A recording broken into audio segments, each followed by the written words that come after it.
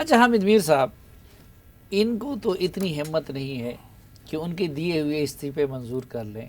और तो नुसरत साहब की बात ठीक है कि इतने बड़े इक़दाम की इनसे तवक्को, लेकिन इसी फ़ैसले में ये जो फवाद चौधरी साहब ने उधर खड़े होकर जो तकरीर की और उनको जोड़ दिया उस वक़्त की अपोजिशन और आज की हुकूमत को अमरीकी साजिश से, और हवाला दिया आर्टिकल 5 का, तो एक लिहाज से तो स्पीकर ने वो रूलिंग दे के सारी अपोजिशन को ख़ुद गद्दार और गैर मुहिब वतन करार नहीं दिया। और आप क्या समझते हैं कि आर्टिकल 6 के लिए ये लोग, उनमें हिम्मत है या नहीं, लेकिन फिट हो जाते हैं या नहीं?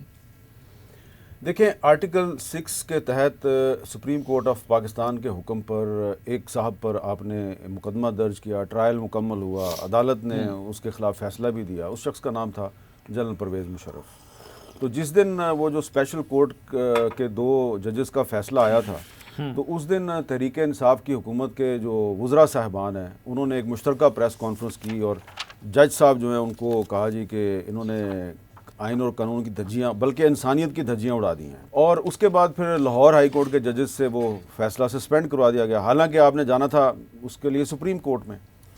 उस फैसले, वो जो ट्रायल था वो शुरू हुआ था नवाज शरीफ साहब के दौर में। तो आप परवेज़ मुशर्रफ के ख़िलाफ़ जो फ़ैसला है उस पर तो अमल दरामद नहीं करवा सके। तो आप आज काबीना के इजलास में गौर व फिक्र कर रहे थे कि ये जो आर्टिकल 6 है इसकी प्रोसीडिंग हमने कैसे शुरू करनी है। मेरा ये ख्याल है कि ये जो जजमेंट आप के सामने पड़ी हुई है सुप्रीम कोर्ट की, इसमें सिर्फ एक जज साहब जो हैं उनका इजाफी नोट है, ये इख्तलाफी नोट नहीं है, ये इजाफी नोट है जी। उन्होंने इसमें कहा कि इन पे आर्टिकल 6 लगाएं, लेकिन मेरी जो थोड़ी सी जो अंडरस्टैंडिंग है कानून की, कि इस पूरी जजमेंट में ये कहा गया कि इन्होंने आइन की खिलाफ वर्जी की है, तो आइन की खिलाफ वर्जी पर आर्टिकल 6 नहीं लग सकता। हाँ, अगर आप आइन को एब्रोगेट करें, आइन को तोड़ दें, तो वो फिर आप आइन से गद्दारी का इल्ज़ाम लगा सकते हैं। तो इसलिए अगर आप इन पे लगाएंगे, अगर ये फ़र्ज़ करें कि ये काबीना जो है जिसने कि आज इस पर काफ़ी गौर व फिक्र किया है और कुछ लोगों ने वहाँ पर इसकी हमायत की कि जनाब आर्टिकल 6 लगना चाहिए, कुछ लोगों ने कहा जी कि ये गैर ज़रूरी है।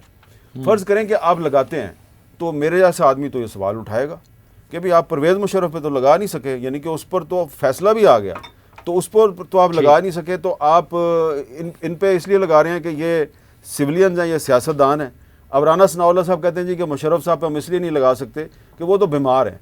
तो भाई वो तो बीमार हैं, अल्लाह ताला उनको सेहत दे, लेकिन पाकिस्तान में जो पार्लिमानी जमहूरियत है, ये आप कहते हैं जी कि मदर ऑफ डेमोक्रेसी जो है ये बरतानिया है, ये वहाँ से वो सिस्टम आया हुआ है।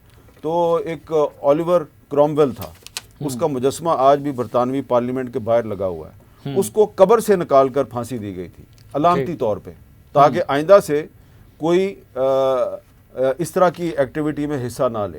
तो इसलिए मैं समझता हूँ कि अगर आप जस्टिस वकार सेठ का जो फैसला है उस पर आप अमल दरामद करने की हिम्मत नहीं रखते, तो आपको चाहिए कि ये जो आर्टिकल 6 की जो कहानी है, इस जजमेंट तक में आ गया है तो उसको आप यहीं पे ख़त्म कर दें। अगर आप करेंगे तो ज़ाहिरी बात है फिर एक नया बहुत बड़ा मसला शुरू हो जाएगा कि मुशर्रफ को तो आप सज़ा दे नहीं सकते, तो आप इमरान खान साहब को कैसे देंगे।